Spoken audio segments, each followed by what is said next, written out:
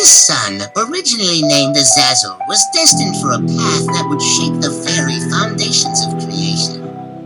He was exceptionally pious, intelligent, and devoted in his worship. His knowledge and devotion were so great that he rose through the ranks, eventually becoming a teacher to the angels and a guardian of paradise. It's a classic tale of a brilliant and promising youth, seemingly destined for greatness. Think about that for a moment. The one who would become the ultimate symbol of rebellion started as the most devoted of servants. But where was his mother, Nilbis, during his meteoric rise? The tales are mostly silent on this. Did she watch from the shadows, her heart swelling with a mother's pride? Did she, with her wolf-like fierceness, nurture his ambition and his thirst for knowledge? We can only speculate. Perhaps her influence was in the very fire that burned within him, the jinn's inherent nature of pride and passion. As a mother, she would have passed down her lineage, her power, and perhaps the very seeds of the pride that would later define his fate. The pivotal moment, as we all know, was the creation of Adam. When the command came for all in the heavens to prostrate before this new being made of clay, Azazel, now known as Iblis, refused.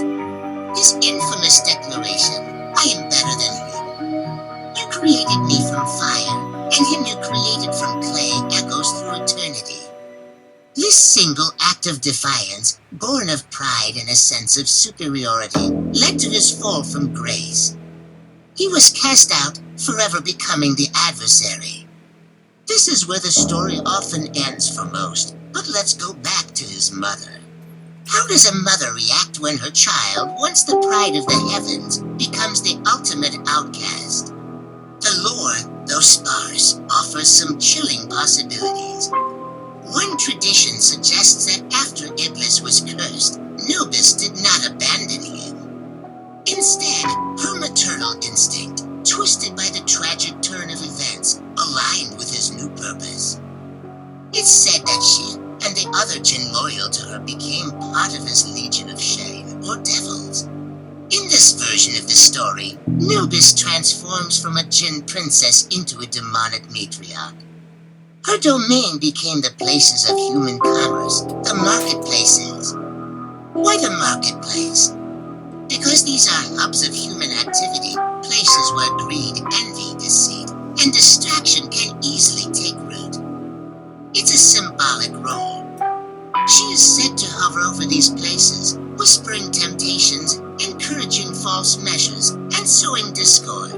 Her wolf-like form takes on a new, more sinister meaning, a predator stalking its prey not in the wild, but in the very heart of human civilization. Think of it as a dark parallel to a protective mother. A mother might watch over her child at a playground, but in this distorted narrative, Nilbis watches over the marketplaces, not to protect, but to corrupt. She became an instrument in her son's eternal war against humanity. It's a heartbreaking and terrifying image. A mother so devoted to her fallen son that she joins his rebellion and aids his cause, no matter how dark it may be.